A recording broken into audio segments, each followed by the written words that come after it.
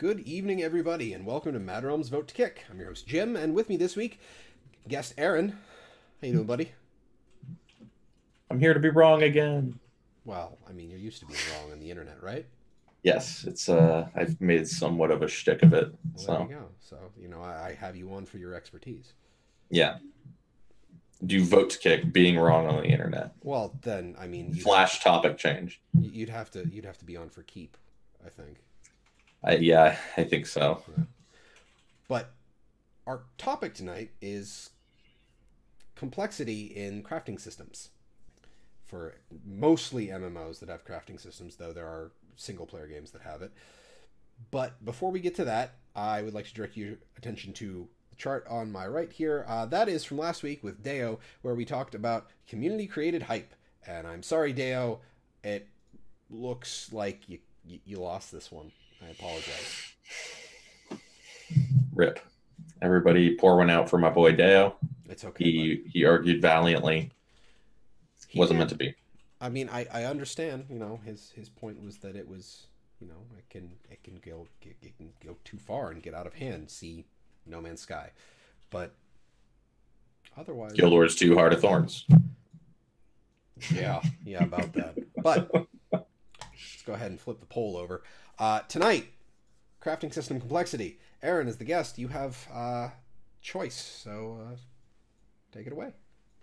Funny you just mentioned No Man's Sky, because No Man's Sky is a perfect example of why I hate overcomplication of crafting in video games.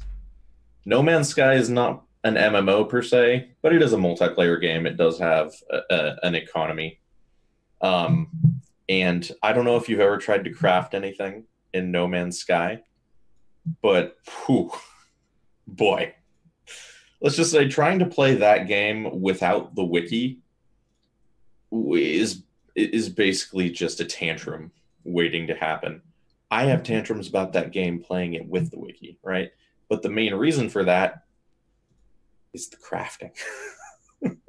So my main issue with way overcomplicated crafting systems is when first of all, you're in a video game, right? And when people make crafting systems with too much complexity, their goal is like, oh, we want to make people feel like they're actually building something, right? So they're like, all right, go find 6 wood planks and make some wheels, and then go find some copper and make nails to then make the iron banding for the wheels, and then go find more wood and make a wagon frame, and then you can put it all together at this other workstation, and poof, you have a wagon, right?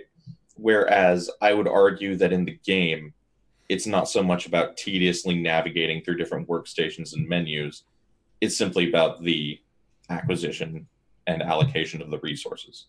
So my perfect crafting system would be bring me 100 wood, 50 copper, and 50 iron, and poof, you got a wagon, right? I don't see the point of all the component crafting and menu sifting and just that stuff. I don't see the point of it. Okay. It seems extraneous to the video game experience. You dislike the extra component, like the steps going. Yes, into it. Okay. I do. So is that your initial point here? Yes, I just don't think all the extra steps are necessary to a gameplay experience. Okay.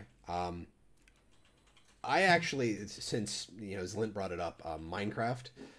I do like to play Minecraft a lot because I enjoy the building process, and specifically I enjoy playing modded Minecraft, which balloons the number of items available to craft to an obscene level. There's a mod called JEI, Just Enough Items, that in your inventory it puts an entire side panel that has all of the items available in the game, and that can have something like 200 to 300 pages of items. And now you have to navigate that. Sorry. Well, there's text filtering, so I can tend to search through it. But I am totally okay with complexity in the crafting systems as long as there is more than one use per item. So, for example, you mentioned you know, make the nails out of copper. So those nails, as long as they're Choose somebody in the comments going, "You would never make nails out of copper." yeah, I know. Okay, tacks out of copper. Sure. Whatever. Sharp, pointy thing used to fasten. But as long as that is used for more than one thing, then it's like you can keep a stockpile on hand. You can just craft, like, here, I'll just have, make 100 nails and just have them sitting in storage. Oh, I need nails. But I mean, you could also just have the copper sitting on hand, and then you can make anything that needs copper. Right. If the system was boiled down to just one step, like get these things, make this thing. That's all I want out of crafting. But that, on the other hand, also introduces complexity in storage, which if you could just have your inventory stock full of base production items, there's less complexity. You don't have to think about coming up with a storage system, which even in normal, like if you could just, I have an iron bar and just boom, I can make anything that uses iron in Minecraft, for example. And I can't speak to No Man's Sky because I don't even own the game. So without any of the interim stuff for any of the crafting in Minecraft, it reduces other strains in the game. So it's actually kind of a valve for economy of inventory, basically. So you have, see, and I see it as a valve for tedium. It's certainly in modded Minecraft, one of the things, like the progression, at least in modded Minecraft, involves going from having to do everything manually all the way to I press a button and get a thing, including generating resources out of nothing. Because automating things in Minecraft, in modded Minecraft, is honestly one of the biggest things. So you, in a sandbox game, if you can just do a thing very quickly, it loses gameplay, basically. So without the complexity there, you hit the end game of, well, what do I do now, of a sandbox game very quickly. What about in an MMORPG, though, where the entire point is simply getting the things, and anything past that is utter tedium? See, there, I like complexity in another manner. I would love to see complexity in MMO crafting take over random loot drops, where it's almost a kind of alchemy where you have to go out, collect the base material, and then assemble components. Very similar to crafting in Guild Wars 2 at release. Except the crafting in Guild Wars 2 is not as complex as I want it. Like the adjacent nation to hell. I don't see it as that bad, but honestly, I think it's because they had the discovery system where, for those of you who aren't familiar with the way Guild Wars 2 works, is in the discovery tab of your crafting station, you have a list of all of the materials that are available for crafting to your profession. And you can double click on one and it will mark red all of the things that can't combine with it. And then anything that's still highlighted, you double click it to add it to the recipe. And then you narrow it down until you have a full recipe and they're like, hey, that's a thing. And you press craft and you discover the recipe, adding it to your list of known recipes. And then you can just craft it from your crafting list after that. Except that the game doesn't tell you what what's discover only and what is recipe acquired. That's the problem. So, yeah, they abandoned discovery, and yet still added things to discovery. Right. That would be the problem. Is a system like the discovery system in crafting needs to be everything, because then you're not left wondering, what have I not tried yet? But like, what's even the point when, so you get all the materials to make something, and then what's the gameplay past that? A few clicks of a button through a menu to get an item? Like, well, wasn't there a secondarily in Guild Wars 1, wasn't there a location that you had to go through a rather difficult gauntlet in order to craft armor? Was it obsidian armor? I mean, there's no crafting in Guild Wars 1. Well, didn't you have to you do it my way, where you take the materials to a crafter and they just give you the thing. Right. It's actually great. Well, wasn't there like a special set of armor? You have to do a set of quests in Fissure of Woe to get obsidian armor. Okay. Yeah. So my thought is having to go to specific locations to do specific things. Like in order to, I don't know, craft a certain thing, you have to go into Mount Maelstrom in Guild Wars 2, for example. Like you literally have to forge this in a volcano. Mm-hmm. It's one of those things where I feel like crafting systems in MMOs do not do enough to take advantage of the fact that you're in a fantasy setting or sci-fi setting for sci-fi MMOs. Like you as one of the characters in this MMO have access to locations of immense power. For example, in Heart of Thorns, there's a Gorem leyline hub.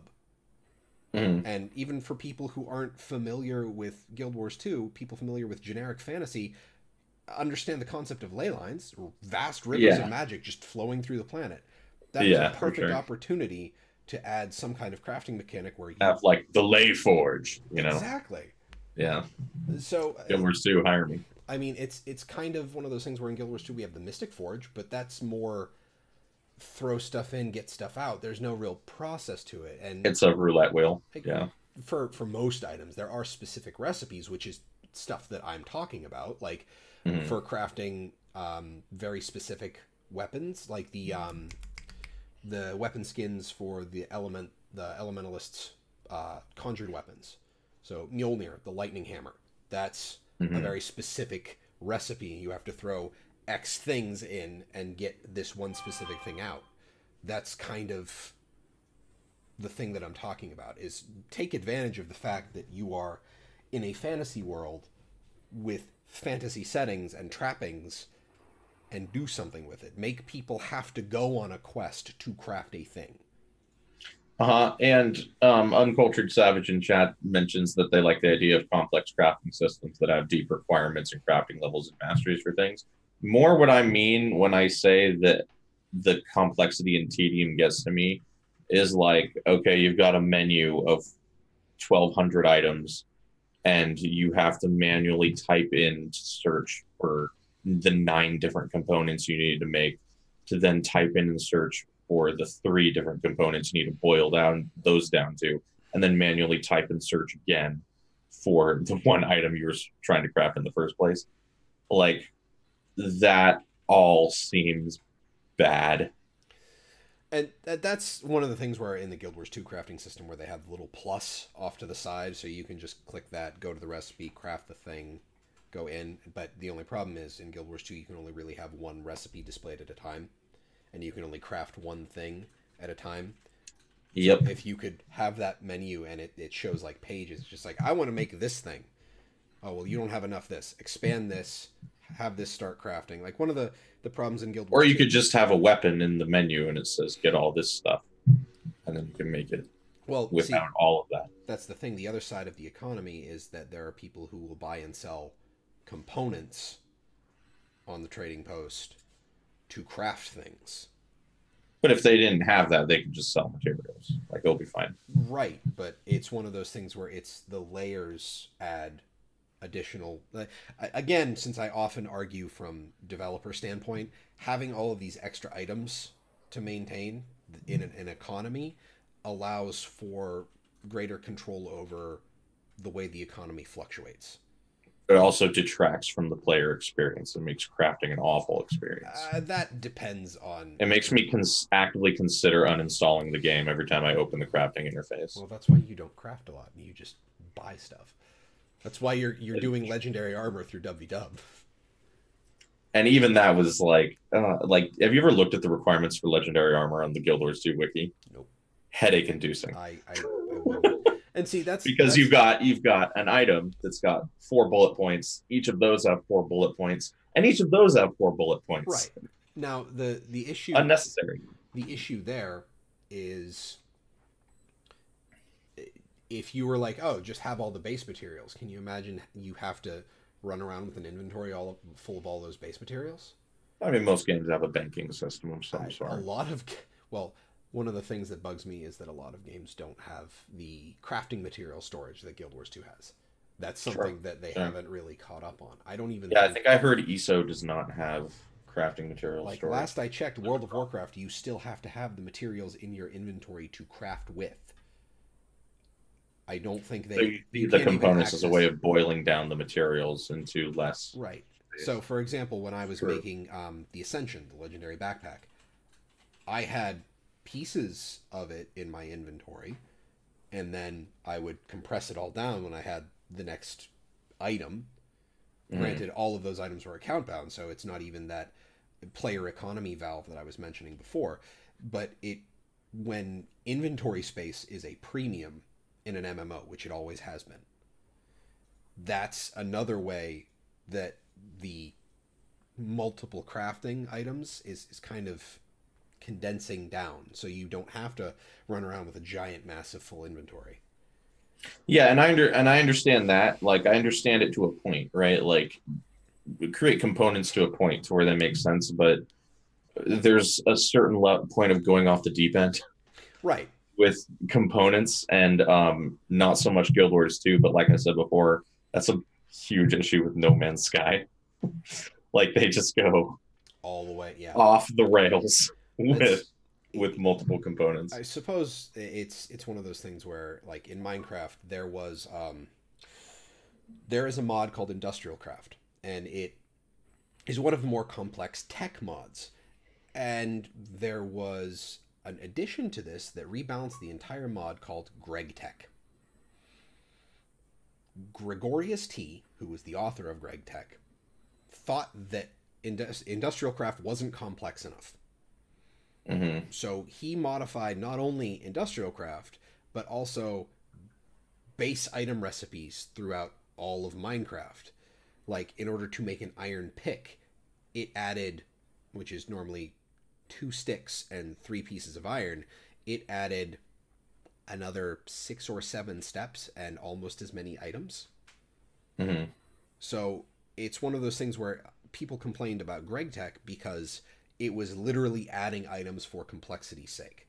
And there were items that were literally only used as a stopgap between one recipe and another. They literally just went just a single other recipe. Which is mainly my problem. Right. That's When stuff like that when that finds its way into games. right. So That's what I have an issue with. it's one of those things, like I complained a lot in Guild Wars 2 about the Grandmaster marks for ascended Hmm. crafting Because or they're just tedium. ascended purchasing, because it is effectively basically the same recipe as ascended crafting materials, the base ascended crafting materials, just some of the item requirements were cut in half, and it's literally only used for the Grandmaster marks.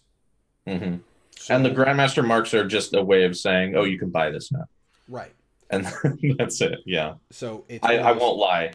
Getting my precursors for legendary armor, the most unpleasant part was the Grandmaster marks. And Savage, I do know that Path of Exile has like specialized bank tabs in their microtransaction shop, which I'm iffy on. I kind of like how Guild Wars 2 did it, where the crafting, the material storage is just part of the base account. I believe is it 1 stack or 2 stacks to start? One. So you can have 250 items, a full stack of items in your crafting storage, and then you can buy expansions to that to add multiple stacks. I think it's up to 6 now.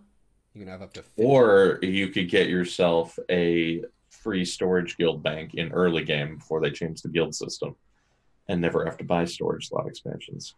Yeah, there's that too. But it's one of those things where I dislike the idea of selling that level of convenience, because you go Mhm. from not having the material storage to having it, as opposed to have expanding the size of it. I think that's more consumer friendly. Um, And I think we always reach this point where we're like, huh, wow, there's a middle ground. yeah, well, that tends Like there's a sweet spot, right? There's a sweet spot. Like because that's you always come at it from a developer perspective as well. I mean, just think, I'm making a thing. I would like it to be user friendly, right? To be as optimally user friendly as possible, you got to hit a sweet spot. I feel like a lot of games overstep that in terms of the just the sheer amount of componentry yeah. in crafting. and it never ceases to nag at me to the Now, point where it actively stresses me out trying to navigate crafting in a lot of games. the point I do want to go back up to is something that Savage brought up with being able to make a living in game off of a crafting skill. That's something that was back when I, like in World of Warcraft, you used to be able to have specializations to your crafting. Like Mm-hmm. a smith, a blacksmith could go weapon or armor smithing, and then you got unique recipes available to you. And then I believe further on down the line, further specializations were added that treat off of weaponsmithing and armor smithing. That I think is like having unique stuff there is kind of a big deal with that kind of It's ability. very like Star Wars Galaxies Right. sandboxing. Yes. Yeah. It's one of those things where I think in the effort to streamline and make a user-friendly experience, it's gone too far in the other direction. And Yeah. crafting is now tedious in that the result is something that anybody can do. Yeah. So there's literally no, like, there's no fun to be had when you know that what you are doing is something that everybody can do. It's just time. Like So if you've ever made Fulgurite in Guild Wars 2, it refines at the speed of like a snail, and you have see, to make a stack of it. And there's no point to that. It right. serves no purpose that it takes so long to refine Does it? because anyone It can do it. does. It does speed up, right? No, not Fulgurite. It does not. See, one of the things I've always wanted in Guild Wars 2 is a bulk craft option because that's something Rift did. Where, Because why not? It doesn't matter. well, once It once you get to a literally point, doesn't. I believe in Rift is once you got to the point where crafting that or refining that material became useless for gaining crafting experience. Mm-hmm. You could then craft 20 at a time. Mm-hmm. So basically, And it gave you the option to speed things up. well, and in games with extremely limited inventory space, crafting time becomes an economic value, right? In most MMOs, inventory space is not that limited, but a game that I can give a great example for this is RuneScape. In RuneScape, you have 28 inventory slots, and you cannot do anything about that ever. That is the inventory space you have, and you can only do like you know how in Guild Wars crafting is connected to your bank. In RuneScape, it is not. So in Right. RuneScape, you have to withdraw ingredients from your bank, make things, put them back, and withdraw new ingredients. And when you're making things in the thousands and tens of thousands, the time it takes to make things contributes to their economic relevance, right? So in a way, it all depends on how you make your game, but you can also argue that RuneScape is an incredibly tedious crafting experience, you know? Yeah. So But you could just say like, oh, it's all about how you make it, but at the same time, but is this fun? You know, right. I don't know. And then I suppose the other side of things is locking, and this is something that I know Guild Wars 2 won't implement because the way you gain stats is very tightly controlled to prevent gear treadmill in Guild Wars 2. Mhm. But Almost to the point where stats are pointless. right, because once you hit a certain point in the game, you just have your stats, and it's really the stat combinations that you're looking for. But the idea of being able to go out and get rare ingredients and craft crazy strong stuff based on your experience as a weaponsmith. Something. Actually, yes. In World of Warcraft, I believe there was you could do weapon types, so you could become a swordsmith off of weaponsmith. So if I go out and get a special material from some kind of rare spawn, and then use that to make a sword, it is better than something made without that ingredient. Yeah. And that is an idea that was cool back in like 1998 and 2000 and 2001. But games are solved now.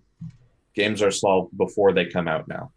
It's pretty much impossible to make a simulated I'm the best at making things experience because you can only be as good as the game lets you. Right. So, which is, that's just a product of the internet age. Well, right? that I think is one of those things where it's the crafting in games has been simplified to a point where it's something that you can't express mastery with.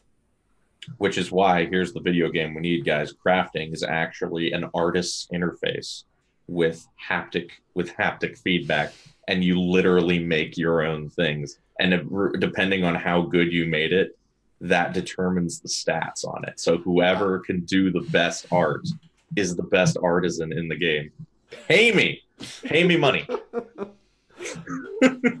I will admit I do think that, you know, quote unquote mastery in crafting probably won't be a thing until we get like full dive VR games. Yeah, like where it can register exactly the physics of your hammer striking the steel. Yeah. So I'm in. I'm blacksmithing already. It's one of those things where I don't know if games are at a place where this can happen, because granted, a lot of the times where I see that is in fantasy stories that are based on video game logic. Yes. So it requires a great deal of complexity that we just don't have available to us yet. Yeah, pretty much. And Zlint, you have a point. There would be a great many penis-shaped weapons. Oh, they would be the best weapons in the game, hands down. Yeah. None better in all the realms. Honestly, Savage, I could imagine like doing the sand murals. That would be in base crafting. Like if there was a base defense mechanic where you had to defend your keep, and then your sand mural is granting you some kind of defensive buff to defending your keep. Mm-hmm. So, hey, that's the type of stuff I'm saying. Let's just get rid of this whole open a menu and make 50 different components. Let's boil it down, and let's have no more than 8 components to a weapon. Just give me that industry. No more than 8 components to a weapon. 2 sets of 4 go into 2, go into 1. Just give me that, and I'll be happy. Let's put a limit on it. Unofficial, unwritten rule for game development. See, that's the problem. Is it's kind of hard to impose limits on that without knowing the inventory. Like, for example, Warframe. There are other games like Warframe, and then also EVE Online, where you provide 2 games I will never play. What's that? 2 games I will never play. Well, the crafting system in that is provide materials and wait. You don't have to babysit it, but there is a real world time component to the crafting. So, which is, you know, EVE is all about realism, right? So I can buy that. I mean, the realism of just anything unfortunate is as realistic as possible in EVE, right? Well, yeah, kind of. Yeah, it's a misery simulator essentially. Yeah, it's the Game of Thrones of video games. But I think we've kind of hit parity on the argument here. Is that you're on? I just want it boiled down. I want it boiled down. I want the games that are overstepping their bounds to check themselves. And I want, well, I know Final Fantasy XIV can be capable of there are crafting classes in 14. A lot of them. I don't know enough about the game systems in order to speak on it, but that also is a game where you can level up every class on a single character, so I don't know if there's much in the way of uniqueness to it, to being a max level crafter. So exactly, yeah. And chat, just really quick, chat is also saying they'll convert me to Warframe. Too much crafting. The entire loot system is crafting. Can't be bothered to play. Just give you the Space Ninja sword and you'll be happy, and that's what you want. I was thinking about it. I was like, hey, maybe I'll play Warframe one of these days. And my chat was like, it's all crafting. And I was like, well, maybe I won't play Warframe ever. Okay, then. Yeah. But, so, I want... Sums up my argument, pretty much. Yeah, and my whole thing is I want the ability to express mastery in crafting, but we probably don't have the tech for it yet. So just plug in your Etch-a-Sketch. World famous. Plugging Etch-a-Sketch. Wow, really? That's where we're going with this. Okay, then. Well, ladies and gentlemen, those have USB, right? That has been Mad Realms Vote to Kick. I have been your host, Jim. You can find me on Twitter at MilthanusMMO. You can find this channel live every Wednesday at 8 p.m. Eastern Time for Vote to Kick. That's twitch.tv/MadRealms. You can also find Mad Realms on Twitter and YouTube under the same name. My guest this week has been Aaron, also known as at Guild Wars Monk. You can find him on Twitch and Twitter and YouTube, where he yells at his computer because he died to fall damage on his Iron Man account. To be fair, I actually just sat in silence for about 2 minutes solid after that fall. Oh no, that's right. You yelled when your first character died to Skrit. Yes. I was there for that one. I'm either going to scream or I'm just going to sit in shocked silence. Those are the two outcomes when I die. That's fair. So you can catch him doing his hardcore Iron Man challenge over at Guild Wars Monk on Twitch. And ladies and gentlemen, thank you all for coming out. For those of you on YouTube, let us know. The poll is going to be in the description. Vote keep for complexity and kick for simplification. And tell us why you voted the way you did in the comments. And also, like, comment, subscribe, notification bell, the whole YouTube bullshit. And then also the Twitch bullshit. You know, you do the follow and then, you know, turn on notifications, because every video platform wants me to do this right now. But, ladies and gentlemen, I hope to see you all next week. And also, channel is live on Saturdays at 4 p.m. Eastern Time for our weekly Guild Wars 2 news podcast, Talking Script, with my fellow hosts Deo, Age, and Arlie. It's a bit of a somber week considering earlier events in Guild Wars 2 news, but we'll get through it. But, ladies and gentlemen, I hope you have a fantastic evening, and I will talk to you next time. Good night, everybody. Tyrion hours after Talking Script.